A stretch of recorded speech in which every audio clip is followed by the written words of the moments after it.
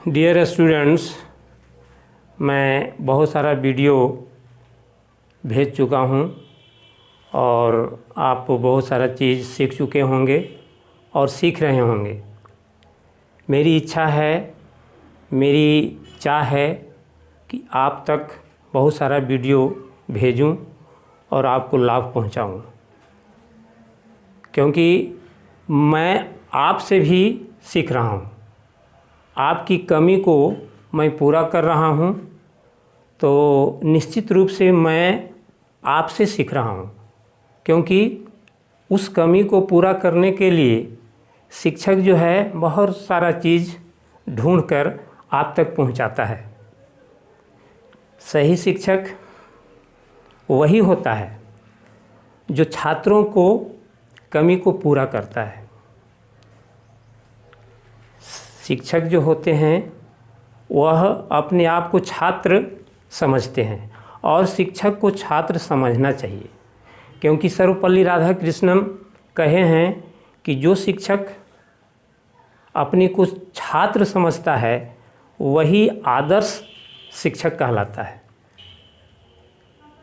तो स्वामी विवेकानंद भी सही शिक्षक के बारे में कहे हैं कि हु इज ट्रू टीचर, सही शिक्षक कौन है? ट्रू टीचर इज ही, सही शिक्षक वही है who can immediately come down to the level of the student and transfer his soul to the student soul, that is called true teacher.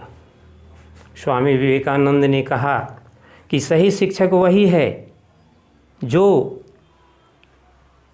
अपने छात्रों को तुरंत अपने हृदय की बात छात्रों के हृदय में समाहित करता है, वही सही शिक्षक कहलाता है। तो डियर स्टूडेंट्स, आज मैं एक मोटिवेशनल पोयम पढ़ाने जा रहा हूँ। उसका शीर्षक है वर्च्यू। वर्च्यू इट मीन्स धर्म, पुण्य। तो नाउ सी हेयर, वर्च्यू।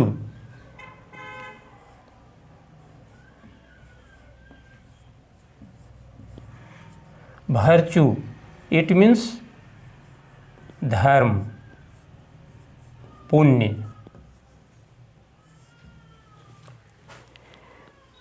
आप जानते हैं दुनिया में सभी चीज़ें नाशवान और क्षणभंगुर है, लेकिन धर्म ही एक ऐसी चीज़ है जो इस दुनिया में टिकती है, वह कभी नहीं मरती है। कवि जॉर्ज हर्बर्ट वर्च्यू के बारे में बड़ा सुंदर वर्णन किया है। The poets name is George Herbert.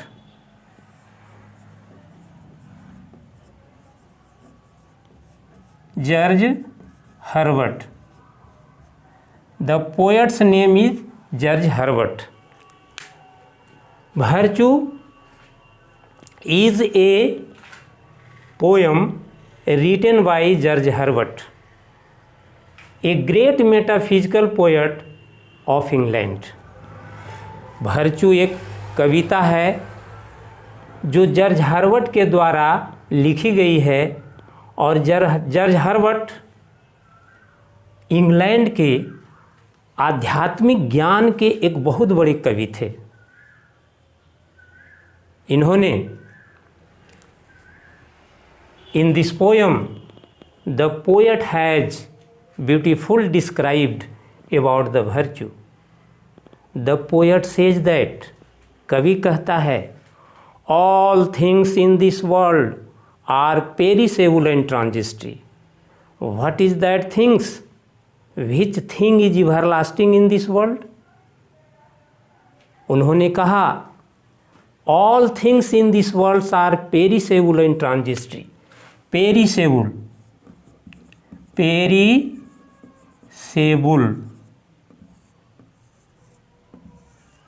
And transitory.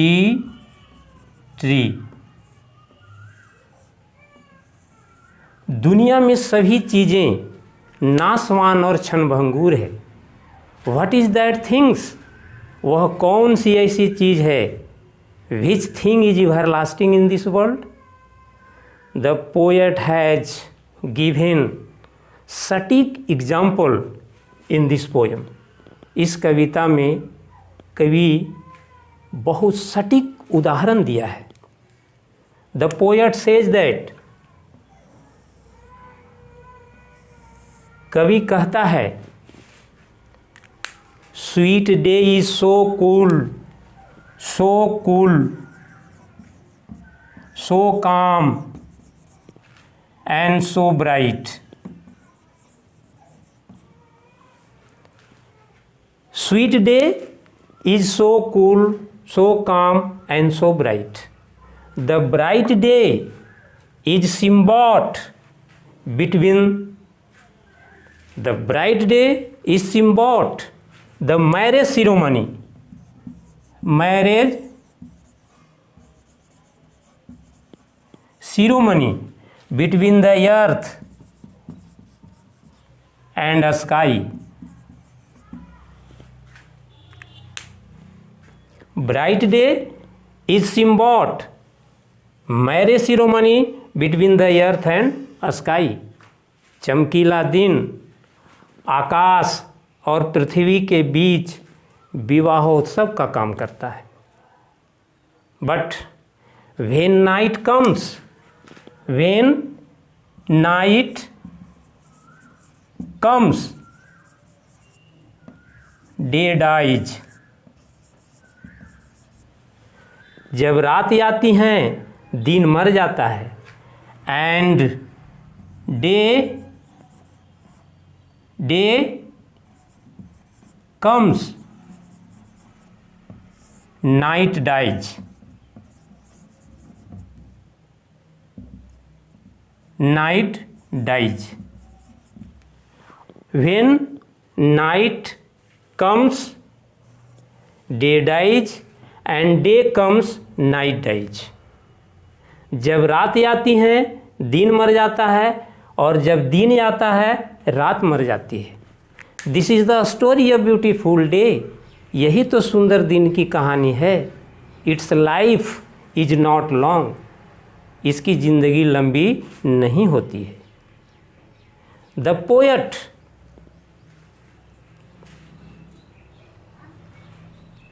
says that in second example, when dewdrops falls on the tree,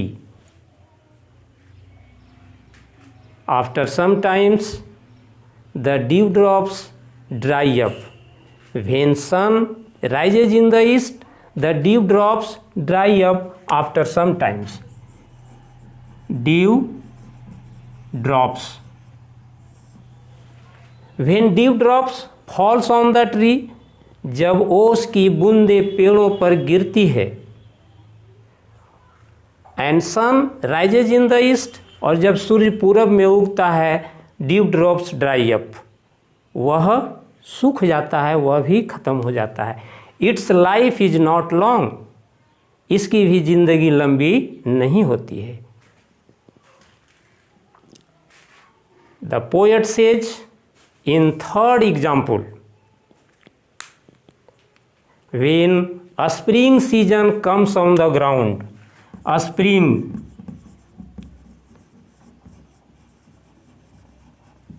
when a spring season comes on the ground, nature looks like very beautiful in this season. प्रकृति इस season में बड़ा सुंदर दिखती है। All sights are looking very beautiful in this season. पूरा दृश्य इस सीजन में बड़ा सुंदर दिखता है। We get many delicious fruits and beautiful flowers in this season. इस सीजन में हम लोग delicious fruit and beautiful flowers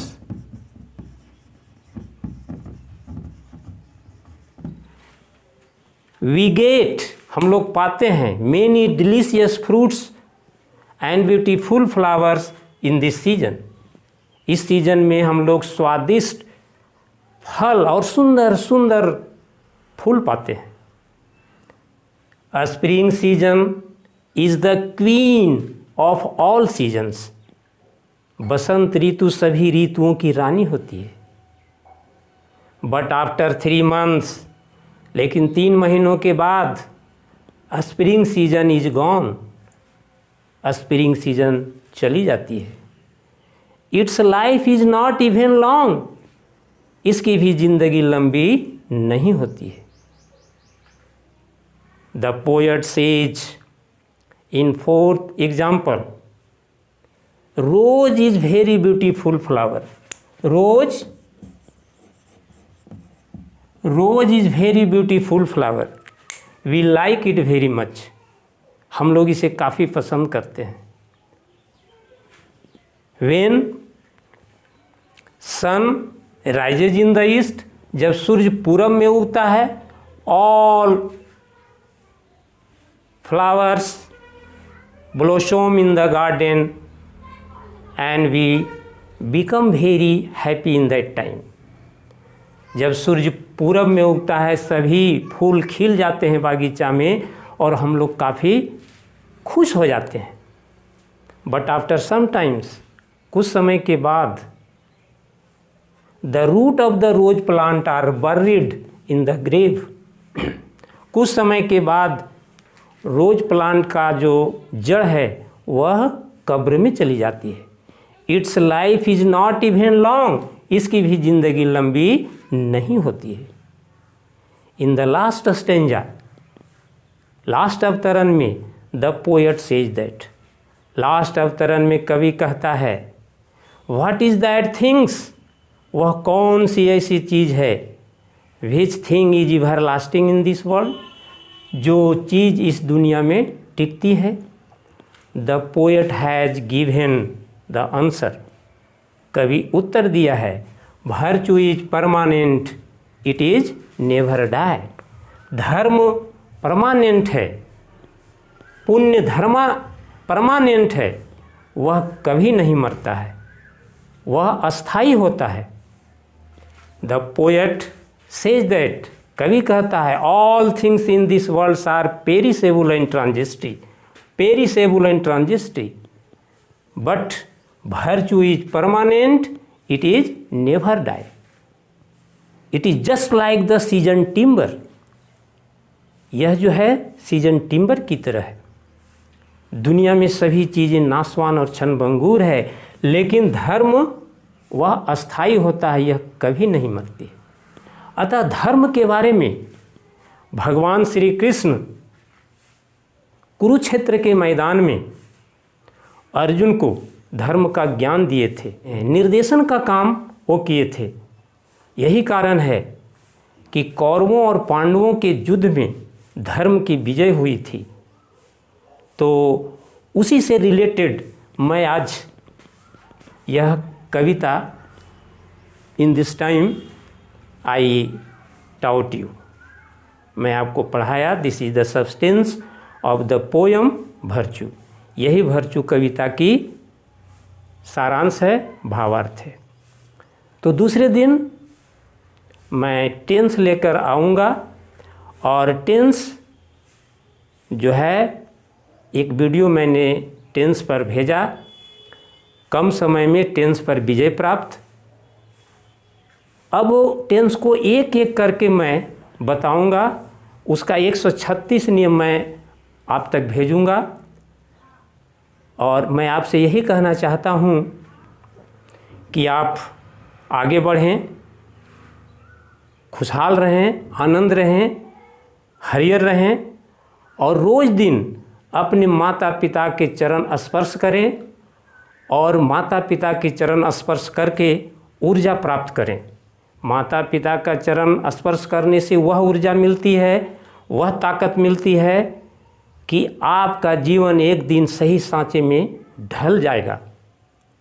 जिस तरह से आप मोबाइल को चार्ज करते हैं और एक बार चार्ज करने के बाद पूरे दिन देखते हैं, ठीक उसी तरह से माता पिता के चरण खाट छोड़ने के बाद अगर स्पर्श करते हैं तो आप दिन भर आपका दिमाग बिल्कुल अच्छे ढंग से बीतेगा और आप अच्छे थॉट करेंगे, जीवन एक सही सांचे में ढलेगा।